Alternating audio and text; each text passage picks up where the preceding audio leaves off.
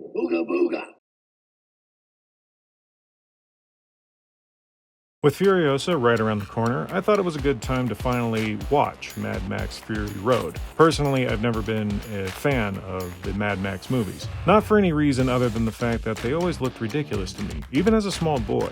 The costumes, set pieces, characters, all of it just looked a little too weird for my taste. However, being a good content creator, I know that Furiosa will be getting coverage, so it seemed natural to finally watch Fury Road, so I can give the upcoming Mad Max entry its proper consideration.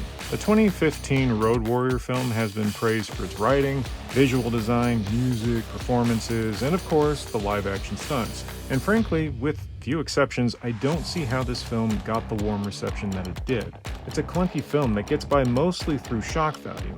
There is little substance to the character development and relationships, meaning the movie boils down to car chases, explosions, and grotesque visuals that no one should ever see. Most notably is the strange performance by leading man Tom Hardy. The film starts off with a voiceover from Max, basically giving the viewer a rundown of his life and how the world went to hell. The man was a cop turned wanderer who was haunted by the people he was unable to save. After catching and eating a mutated lizard, a very rugged-looking Max gathers his things, jumps in his car, and drives off into the wasteland. Max is being pursued by crazy albino raiders who are able to catch him relatively quickly, like in less than 2 minutes. Normally, I wouldn't have a problem with this. I like it when the lead character isn't perfect and screws up. But this was a little dumb.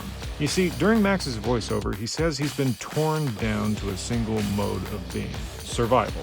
Now, if you tell me your character is a man who has been traveling the wasteland for years, surviving in the most hostile of environments, you do have to portray him as such. Now, the coming scenes could be used as evidence of Max's hardened survivability, but this is done in such a way that's almost comedic. Anyway, Max gets taken by the evil albinos to Immortan Joe's citadel, where he's given a haircut, for reasons, is being given a wicked long tattoo across his back, and is about to be branded. One thing the film makes a very quick note to do is to focus on a specific piece of the information that's scrawled on Max's back. Specifically, he's a universal donor. I don't know how these guys know this. The technology in this film seems antiquated, and I don't remember seeing a telescope with blood samples in any of these torture rooms, let alone anyone who would have the understanding of how to interpret any information that can be derived by looking at human tissue. Nevertheless, the filmmaker clearly wants us to know just how special Max is, and this is where Max's survivor instincts kick in, and honestly, I don't get it. He's cool with being splayed out and having a massive tattoo buzzed into his entire back, but a hot brand is where he draws the line? I mean, obviously one hurts more than the other, but I don't get what made Max think that this was his moment to get free. Whatever the case may be, Max decides to start throwing elbows and legs and gets loose, causing quite the uproar from the evil albinos. They chase Max through the catacombs of Joe's citadel, which looks like it was done with the fast forward button held down. I can kind of understand why Miller went this direction. The insanity of the situation is intensified by having the action sped up. Max, during his escape attempt, gets a vision of a little girl, presumably someone who he wasn't able to protect, gets disoriented by this, and is almost captured by the evil albinos. Max, however, is a survivor, and is able to get away from the mass amount of white flesh trying to nab him. Max gets to the end of his tunnel, seeing the glorious allure of light, prompting thoughts of freedom. Unfortunately, Joe's place is nestled into several tall rock formations that also seem to have the only green in the world. To his credit, Max tries to escape his captors, jumping onto a large crane hook, kicking away the evil albinos. And I do have to give credit here, because the albinos do have tools that are meant to hook around the crane to bring it into the opening. It's just nice to see tools that naturally fit into the environment with people who know how to use them. Well, Max gets captured and is brought back into the Citadel, where he's used as a blood bag for one of Joe's sick war boys. And then we're introduced to Immortan Joe.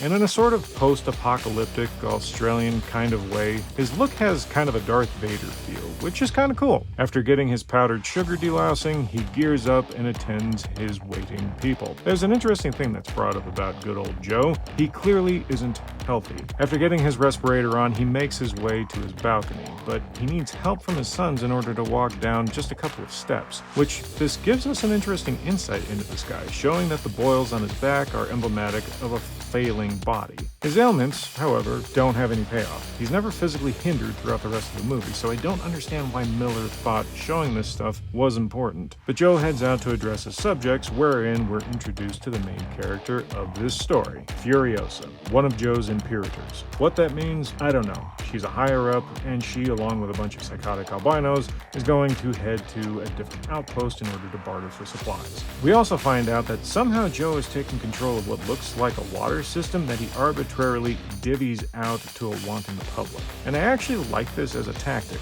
The movie is at least smart enough to know that things like water are going to be the currency of the world, and since Joe controls the water, he controls everything else. It's also an interesting touch with Joe telling the masses not to rely on water, since the dependency will make them bitter in its absence. It's almost like he's turned water into drugs. It's an interesting bit of world building that I haven't seen before. So Joe turns on the water for a few minutes and then shuts it off. It's also clear from this scene that pretty much everyone under Joe's rule view him as a god, with him ushering in his loyal servants to Valhalla should they sacrifice themselves for him. Once Furiosa and company are on their way, Furiosa takes a detour, much to the confusion of her men, but they follow her lead, completely away from their original destination. I suppose this means that Joe's people are just stupid, which I guess sort of tracks, but this seems particularly dumb. Joe told everyone, including the men accompanying Furiosa, what the plan was. No one ever got out of their vehicles, and no one ever relayed new orders. You'd just think that the moment they veered so far off course, suspicions would have been raised, possibly to the point where these zealots would have just killed Furiosa.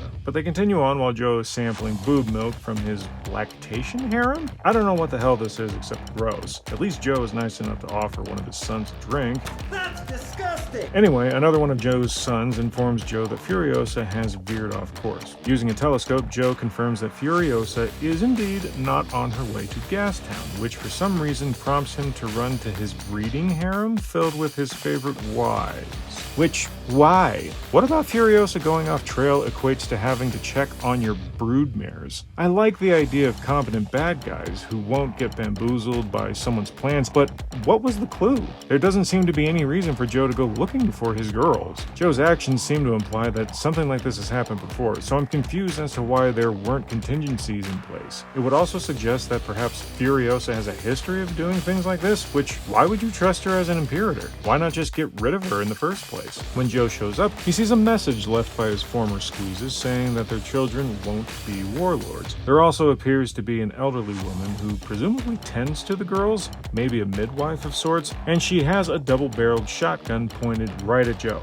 Infuriated by his missing harem, Joe advances on the midwife, demanding where his wives are, and the lady doesn't shoot him. She has a loaded gun with a good sprint, and she doesn't pull the trigger. At least, not until he's close enough to grab the damn gun and point it away. For those of you who thought the loaded gun was a bluff, nope, it's loaded and ready to go, but for some reason, instead of ending the movie here, she decides to wait for what? I just don't get it. The bad guy who enslaves women and forces their children to be his psychotic heirs is right in front of you with only plastic for armor, and you think it's a good time to have a chat? But the midwife doesn't kill Joe, who then sounds the alarms to get his war boys up and rocking. Among them is Nux, who's being pumped with blood by Max, and Nux really wants to go on the hunt for Furiosa. I mean, he really wants to blow himself up hardcore, to the point he tells the powers that be to hook Max, the blood bag, up to a rig so Nux can drive and perhaps, just maybe, get into the good graces of Immortan Joe.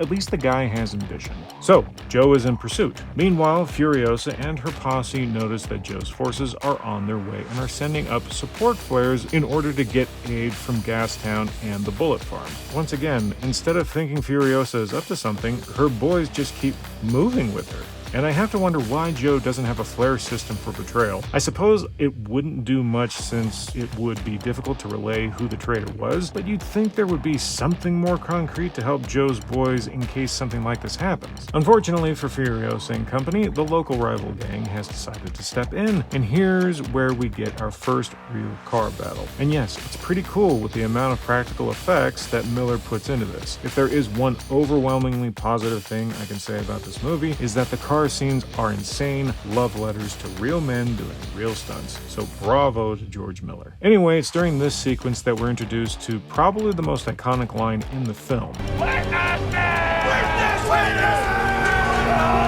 See, the War Boys have a do-or-die mentality that's kicked up to 11, wherein, if they have the chance, they will kill themselves for the sake of Immortan Joe. Apparently, they will enter the halls of Valhalla decked with chrome. Chrome is apparently important because, you know, it looks nice. As we see here, this war boy is spray painting his mouth silver and is getting ready to take out this enemy vehicle. I will say that I do like the zealotry the war boys have. Look at how excited all these guys are about the idea of this dude blowing himself up. This is super important, and they almost look reverential that someone may be entering the sacred halls. And as you can see, Max is along for the ride. Literally. As he's hooked to Nux's rig, we can see Max's blood being siphoned into the crazed warboy. I mean, how long has he been hooked up to this thing? Realistically, it must have taken 15 to 20 minutes to catch up to Furiosa. I'm no phlebotomist, but I would expect Max to be passed out or at least close to passing out by this point. But the battle rages, and Furiosa and her team are able to repel the enemy gang. Up ahead, Imhotep from the Mummy is rushing toward them, and this is a very cool and surreal visual that does give a sense of awe and terror when you see it. And for some reason, it's Furiosa not turning away from the sandstorm that finally cues her right hand into the fact that Furiosa is not on their side. I mean, sure, I guess. I feel like it would have made more sense if the guy was able to find the wives hidden in the rig. We were already given a glimpse of one of the girls moving to and fro through the war rig, so why not have him just catch them in the act? It would make more sense than sandstorm equals traitor. At any rate, the war boys attempt to stop Furiosa, but it's too late. She's already driving into the sandstorm. And while the rest of the war boys aren't able to contend with the force of nature, Nux is undeterred, even with having one of his wheels completely blown out. Look at this guy, he's still able to outrun the war rig. Nux sees this as a great chance, loading his entire vehicle with gasoline and getting ready to blow the war rig sky high. Now, I'm going to assume that not all the war boys are aware that Joe's wives are on the rig, because what exactly was the plan here? Blow himself up and hope that the rig simply became non-operational? Surely Nux wouldn't dare kill Joe's wives, otherwise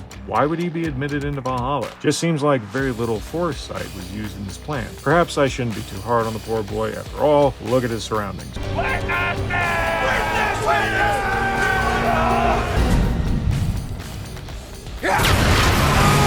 Obviously, Max doesn't want to be blown up, so after having gotten rid of Nux's driving friend, he tries to stop Nux from igniting the car. And wouldn't you know it, Max does. I want you to notice the insanity of this crash. I'm not going to say it's impossible for someone to survive something like this, but holy hell is it unlikely. Keep this crash in mind for later. Since the film is titled Mad Max, Max does, in fact, make it out of the wreck alive. And he seems fine. There's barely even a scratch on him.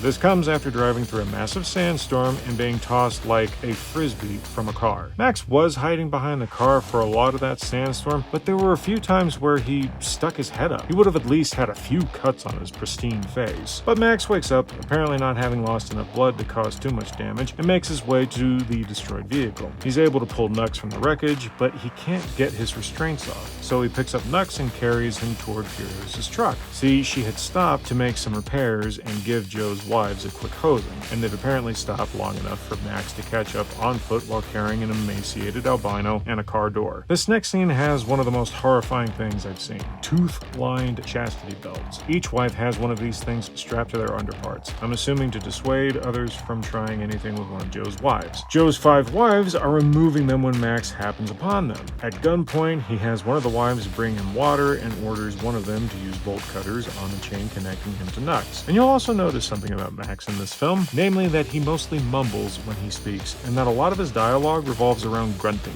Unfortunately, the wives aren't exactly beefy, so the chain doesn't yield, and it's here that Furiosa takes her chance, tackling Max to the ground. And the fight scene isn't the worst. It's a scrappy, gritty brawl that shows Max eventually overcoming Furiosa with some small help from Nux. Of course, Max has no intention of killing any of the women, at least not directly, so he gets in the war rig and starts driving off, only to find out that Furiosa has a kill switch that won't allow the rig to go more than 30 feet. Reluctantly, Max allows the wives and Furiosa to climb back on board the war rig, and they all set out together, but not before Nux is able to also climb on the rig and hide. The team of runners makes their way to a canyon area where Furiosa is going to trade a whole lot of fuel in exchange for safe passage. Now, to Nux's credit, he was able to temporarily sabotage the rig so it started to lag by disconnecting the brake to the fuel pod. This causes Max to head back and inspect the vehicle while it's in motion. Nux takes this opportunity to try and take over the rig. The odds, however, were not in his favor, with all 6 women in the rig ganging up on him and pushing him out, but not before he was able to get a hold of a piece of cloth from one of the girls. Furiosa and company make their way through a very narrow canyon towards a drop-off point. Now, apparently Furiosa cares about the wives so much that she's willing to entrust Max with their safety, assuming she's unable to survive the meeting with the rock riders who control the canyon. And then we get this weird exchange between our 2 lead characters. Furiosa asks for Max's name, and he tells her it doesn't matter. I understand the film is trying to portray Max as a tortured soul, someone who isn't willing to make attachments to people because they're just going to die, but this just seems dumb, because why not just give your name? It's better than being called fool. Anyway, Furiosa tells Max that if she gives the signal, that he needs to drive the girls through the canyon to safety. Furiosa gets out and beckons for the rock riders to come out and take the fuel. The rock riders feel like something's wrong and open fire. My assumption here is that the riders thought that Furiosa was setting them up for Joe, seeing as his entire army was on its way. And I get it, I'd be on edge too. But while I don't credit people in the wasteland as being reasonable, part of me wonders if Furiosa could have tried to explain the situation more, maybe even explain why she was passing through. I get the feeling the writers knew Furiosa was betraying Joe, so why not just tell them up front what she's hauling? Perhaps she thought they would have hurt the wives, but whatever. Raiders shoot at Furiosa, who is unable to get back to the rig before Max takes off. The Raiders also take this time to blow up the canyon opening, stopping Joe from making a bad situation worse. And we get our second car battle, which, again, very cool. It's fun to see how the different factions in this world utilize their vehicles differently. The Rock Riders are all on motorcycles, leaping from dune to dune while tossing fireballs on the war rig. Juxtapose this to the War Boys throwing their fire spears, and well, themselves at their enemies. And then look at the Buzzards from the first fight, using power tools, heavy equipment, and traps to fight. It creates a cool kind of variety in the world, showing that each faction is different. Meanwhile, Joe is able to get a vehicle over the rubble in the canyon, taking with him his Imperators and his son, Erectus. Since Nux had with him the garment piece of one of the wives, he's chosen to accompany Joe and his men. When Joe catches up to the rig, he attempts to shoot Furiosa, but not before his favorite wife puts herself between Joe and his quarry. This is actually a nifty little device because this gives the war rig a certain degree of protection. Joe's boys can't go full ham on the rig without harming his wives, so they need to be a little smarter. This is where Nux comes in. He offers to get on the rig, knowing the secret entrance to the main cab. Joe hands him a chrome pistol and gives Nux a personal baptism, telling Nux that he would personally usher him to the gates of Valhalla, and the look Nux gets on his face is priceless. And here we get my favorite part of the movie. Nux fails spectacularly. Nux is able to get onto the rig and pull out the pistol, but when he gets up and runs for the front of the cab, the chain that's been attached to him since the first car battle gets snagged on a grate and yanks him off balance, sending the gun flying and Nux dangling helplessly from the rig. Anyway, Joe decides to take the high ground by jumping his vehicle over and in front of the war rig. Not a bad stunt, by the way. So Joe starts to fall back so his boys can get a better angle at Max and Furiosa, firing a harpoon directly into the steering wheel of the war rig. Erectus is able to yank the steering wheel off, trapping Max's hand and causing the wives to spring into action. Joe's favorite leans out of the rear cab, and with the bolt cutters and with the help of one of the other wives, snaps the chain apart and frees Max's hand. Luckily for everyone on board, the rig remains completely straight the entire time. Doesn't veer an inch, cause that would suck. Furiosa cleverly attaches a giant wrench to the steering column, allowing them to get some control back to the rig. Good timing too, because there just so happens to be a giant rock in front of them. But favorite wife is still outside the truck. Why wasn't she immediately pulled in after cutting the chain? No idea, but she's still out there, and Joe frantically tries to warn the wife of the impending collision. Luckily, she moves just in the nick of time. Not into the truck, but right behind the stacks. And now is when she decides to get back into the truck. I don't know what to make of this reaction from Max, because favorite wife gives him this weird smile, and Max gives her this thumbs up. Personally, I don't feel like this moment was earned. We haven't had enough time for Max to grow and simply care about these people. You could make the argument that we've had plenty of lead up from the other Mad Max films, showing a more compassionate man, but this movie is almost designed to be a standalone film. We're given all his backstory at the beginning, and that's it. What we've seen between him and the wives has consisted of him holding them at gunpoint and then not holding them at gunpoint. There's been no conversation or situation wherein Max has shown any paternal instincts. He just sort of does things when they're needed. Not that it would fix anything, but I would have had Max give her the thumbs up and then cut to her smiling and climbing into the rig. But oh well. So favorite wife goes to climb up into the truck, but she slips and dangles from the open door of the rig. But the hinges start to snap, and favorite wife falls from the rig. Joe tries to swerve to avoid her, but he ends up running the woman over and flipping his vehicle. The rest of the wives beg Max to turn around, but he's already resolved to continue ahead, knowing that she is dead. And I really like this brief interaction between Max and Furiosa. She wants to make sure the wife is actually dead. Otherwise, she would have been more than willing to turn the rig around and grab her. Max simply looks at her and says, "She went under the wheels."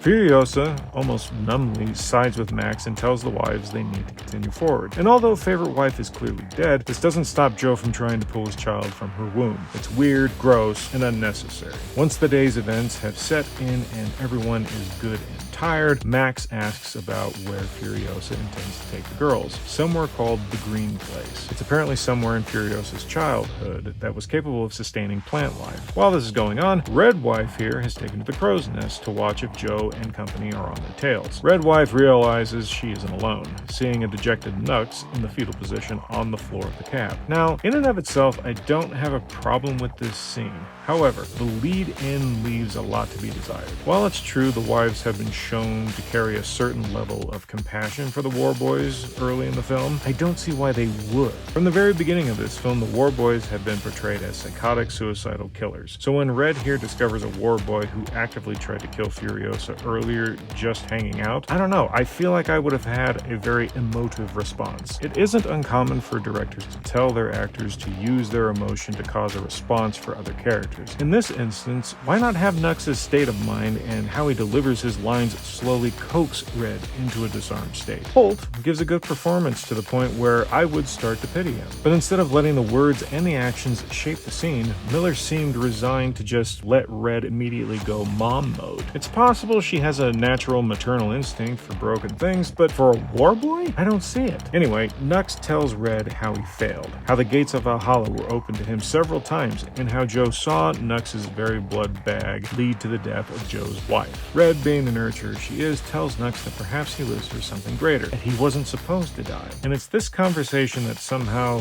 deprograms Nux's brain? We're looking at a 20-something-year-old kid who has spent his entire life being indoctrinated by a cult leader. A kid who became so devoted to his faith that he was willing to kill himself several times to prove his loyalty and enter paradise. All of that is undone in a matter of seconds. Yes, he blames himself for having lost Joe's favorite wife, but why would his next step be to help the remaining wives get away from Joe? Wouldn't it make more sense for him to try to get the remaining wives back? Would that not again open the gates of Valhalla? Apparently not. So he decides to team up with the war rig crew. It's soon after this when the war rig travels through a mudflat area, leading to the rig getting stuck. Each person from the rig tries to help get the rig out of the muck. Since Joe's forces are having issues with the mud as well, the bullet farmer charges ahead. However, the bullet farmer also has a high beam lamp attached to the rig that's blaring through the darkness. After Max not being able to hit his target, Furiosa takes over and shoots out the spot lamp, causing the debris to fly into the eyes of the bullet farmer and blinding him. Now, I try to be understanding when it comes to action scenes. I never want to shortchange anyone's abilities, especially when you're dealing with something like firearms. In my unlearned thinking, I'm under the impression that men and women can stand on equal footing when it comes to being able to use guns. So in theory, this scene isn't that big of a deal. However, narratively, we have a guy who has been in this wasteland a long time, who we've seen handle guns in other films, but for some reason, he can't manage to make this shot. There could be a couple of reasons for this. Perhaps he's not as familiar with rifles. It could also be that Max wasn't using a stabilizer when firing the shots, or notice Furiosa used Max's shoulder. Whatever the case may be, it's just weird to me that Max couldn't do this. The last time we saw Max was Beyond Thunderdome, and before that, Road Warrior. In both films, he was confident and knew how to handle himself, especially guns. Now look at the face of Max when Furiosa is lining up her shot. The guy looks genuinely nervous. Maybe it's because a high-powered powered rifle is going off right next to his ear? I don't know, but this entire scene feels off. One could argue that Max's emotional state is what's caused him to become so sporadic in his behavior and unable to make this shot, but Max was pretty much solidified in tone by the time Thunderdome came around. That's 6 years of wastelanding if we're to go by Mel Gibson's age. That's more than enough time to create permanent changes in a person. When it comes to Furiosa, we're just supposed to believe that this character we were introduced to is a crack shot. I'm not saying she can't be, but it's strange narratively. Oddly enough, though, the performance from both actors sells this reality. I believe Furiosa is a better shot than Max because Charlize Theron exudes that confidence and ability. Tom Hardy, on the other hand, seems so lost, I'm surprised he could even fire in the right direction. Anyway, the bullet farmer gets pretty pissed about not being able to see and starts firing wildly into the darkness. One of the wives, quite correctly, asks, "Do they know they're shooting at us?" It's that small flaw in their plan, assuming everyone under any circumstances are going to care about them. Max decides he's going to go off and intercept the bullet farmer on his own, which he does, leaving Furiosa and company to wait anxiously for Max's return. Normally, I would like the fact that Miller doesn't show us how Max dispatched the pursuers. Restraint can often be used to great effect, allowing the audience to draw their own conclusions. But in this moment, I kind of feel like we needed to see this, if for no other reason than the fact that we haven't seen Max do a lot on his own. And to really sell us on him being able to handle himself, this would have been a stellar opportunity. I almost wonder if they were coming up short on time and needed an expedient way of moving past this scene. And move past it they do, leaving their pursuers to struggle through the mud. The travelers then pass through an area with dead trees and people on stilts. In other movies, you'd have a pretty fixed perspective when something like this happens, mainly because none of this crap makes any sense. See, as we'll find out later, this was the green place Furiosa was talking about. It was struck with some blight that turned the whole area into a mud flat, which, okay, cool, but why the hell are these people on these stilt things? There clearly isn't anything growing on these trees, and surely they're not there to get to the crows that are flying around. There would have to be an easier way of getting your poultry fix. I could easily take in this visual if I thought that this was through someone's perception, but one of the wives later refers to this place as that creepy area with the crows. This new place seems so otherworldly and fantastical that it feels out of place, and I'm aware there was a sand lightning tornado during the opening car battle. I'm not letting that off the hook either. There are just some elements of this film that seem like they were thrown in because Miller had the ability. And now we come to one of the dumbest parts of the film. Here we have a naked woman screaming on top of a crane arm. In a rare point of absolute intelligence, Max points out that this is clearly a trap. The issue I have is, why is this woman naked? I'm sure everyone will say that a naked woman is clearly a distraction, and I agree, but it's so moronically unnecessary. First, she's on top of a rig that obscures her from the folks on the ground, eliminating the use of being nude. Secondly, the Book of Eli did a similar thing, but the woman was just in more revealing clothing, and we're led to believe that this plan worked out just fine in other situations. Also, let's assume someone got close enough to properly inspect this woman. Wouldn't that just put her in danger? The remnant of Furiosa's people are all older women. Why would you expect them to be able to be in position to properly protect the naked gal? I guess it's possible she could have her own weapon, but that seems like a bit of a long shot considering her, well, lack of attire. But Furiosa reunites with her people after reciting her genealogy, which convinces the naked woman and the rest of her clan that Furiosa is in fact who she is. And this moment really works for me. Charlize Theron seems like she's finally able to show a bit of emotion after having to hold it all back under Immortan Joe's rule. I especially like this touch when the Vovolini make this commemorative gesture in honor of Furiosa's mother. It's a part of Furiosa's history that she had forgotten, and now she's finally able to truly shed her current life and reclaim her old one. It's just a heartfelt moment that really clicks. The good feelings don't last long though. As I said earlier, the mudflat area with the crows was the green place. After finding out what happened, Furiosa walks off, and with the weight of life pulling her to the ground, she screams. I can't think of a more natural way of handling what was just told to her. It's raw and visceral and shows not only how much she's lost, but how Furiosa failed to deliver the wives to safety. After having a good cry and talking about how seeds grow things, the crew decide they're going to load up their bikes and drive as far as they can across the salt flats. According to Furiosa, they can travel 160 days with the fuel and provisions they have. Not 160 miles, 160 days. Why is this significant? Well, in about 10 minutes, Max is going to convince Furiosa that all they'll find past the salt flats is more salt. I find this hard to believe. It takes around 40 hours to drive across Australia. You know, the place where the movie takes place, they could go damn near anywhere they want. Assuming there are other places like the Green Place or Joe's Citadel, this is the best chance these folks have. Perhaps it's a long shot, but in a country that's roughly the size of the continental United States, there have to be other places. But the movie needs more action, so obviously a group of 14 random people can get through a small army of psychos and somehow convince Joe's people to relinquish control of the Citadel. Makes perfect sense. So Max convinces them that their best bet is to make their way back to the Citadel and take it. There, they can plant seed, grow food, and have sustainable living. And they head back towards the canyon. Joe's forces are waiting in the sun. I'm not sure what for. Now that I think about it, I don't get this. It doesn't seem like he's moving anywhere. He's just sitting there lamenting his dead wife. At least I think he is. Maybe he had thrown in the towel and decided not to pursue the rest of the wives? Who knows? At any rate, Joe and company see the war rig heading back toward the Citadel. Again, I don't get why Joe and company are so far off the path. They have to come up from behind the war rig. Why weren't they just planted along the main drag? Even if they had given up, why would they pull a half mile off the main roadway? It's not like there was extra shade where they were. It's almost like Miller needed Joe to come up from behind. So Joe starts in and catches up to the war rig. Some of the Vovolini are on the rig and a couple are on bikes trying to take out Joe's people as they can. Now there's a lot going on in this scene, so we're just going to go through the highlights. The first thing to note is that Max's plague visions he's been having start to lend a hand. The creepy child forces Max to throw up a hand in front of his face, saving Max from being impaled by a giant metal bolt. Although it does still get stuck in his head, because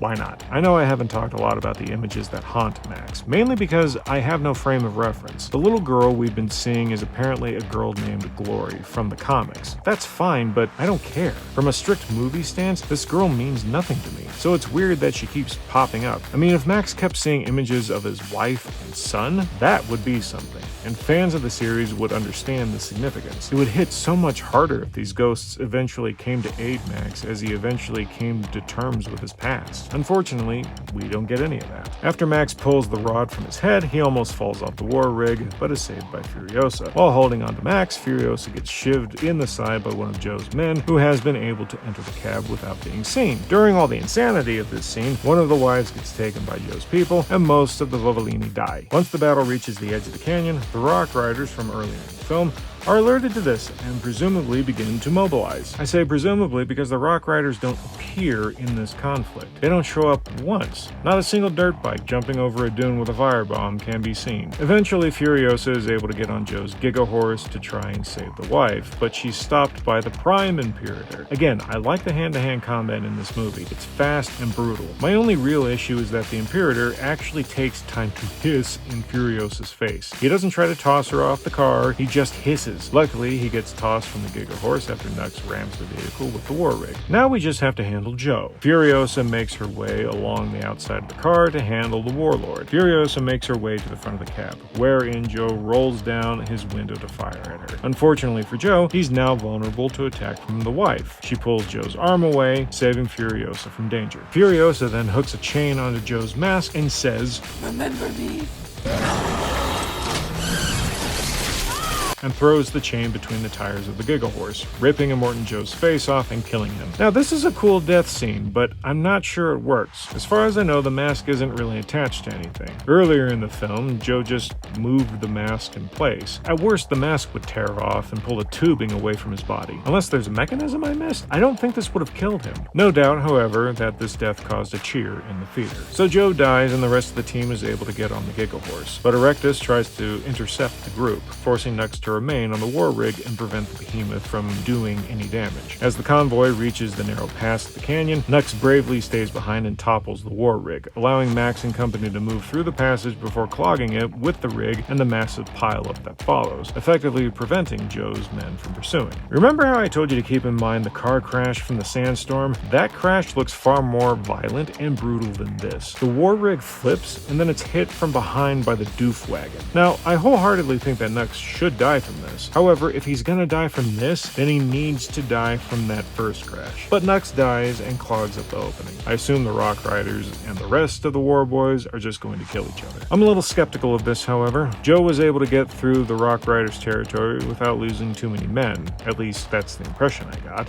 So I feel like the War Boys would just kill the Rock Riders, clear the passage, and continue pursuing Furiosa. But Max and the others move on toward the Citadel. Unfortunately, Furiosa is dying from her stab wound. Thankfully, Max is a universal donor, something we found out earlier in the film. Remember when we found that out with science? Remember the close-up we got of the tattoo on Max's back? And luckily, there's transfusion equipment conveniently located in the cab of the rig. For reasons. Now, I'm not a doctor, but Furiosa was stabbed by a blade that was around 5 inches long. Assuming anyone was able to give her a blood transfusion, they would also need to stop whatever internal bleeding was occurring. And since she was on her way out, we can assume that she was bleeding out by the time Max donated blood. So while it's great that Max was able to give Furiosa his blood, I'm still under the impression that Furiosa should have died. But she lives, and everyone is able to make it back to the Citadel. The guards, however, are not immediately going to let Max roll in. So Max and company produce Joe's body, which shocks everyone, and kick him off the Giga Horse into a rabid crowd. So Furiosa becomes the new leader of the area. The milking women let the clean water flow to the people down below, and Max disappears into the crowd instead of staying behind with everyone else. Thus ends the movie. Before we move on to my final thoughts, though, I think it's worth mentioning a couple of things. Firstly, I don't think it's wise to be letting all that water loose. I can't imagine it's an unlimited supply, and even if there's a sizable amount, it would probably be smart to leave it in the catch area and create a watering system that allows it to be used through faucets. We've already seen that irrigation is a thing in this world, so maybe hold off on dumping all the water into the dirt. Furiosa could just have the people come and fill their bowls while the system is being assembled. Secondly,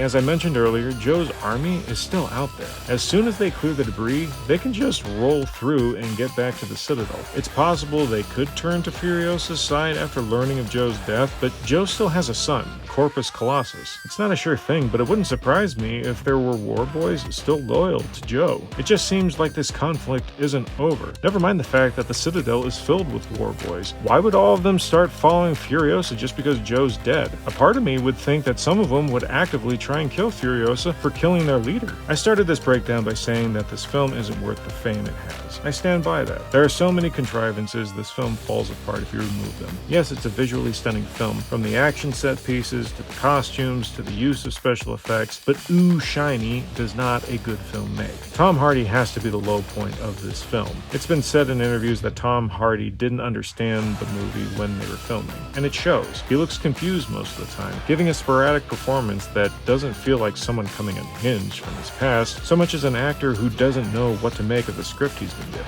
And whatever emotional beats should have been in this movie are for the most part muddled with forced dialogue and weird character choices. Simply put, this film is bad. It is, nevertheless, visually fun to watch. Thanks for watching. Stay tuned for our Furiosa review, and if you want more awesome content, click on the video popping up on your screen right now. And as always, like, subscribe, hit the bell. Booga booga.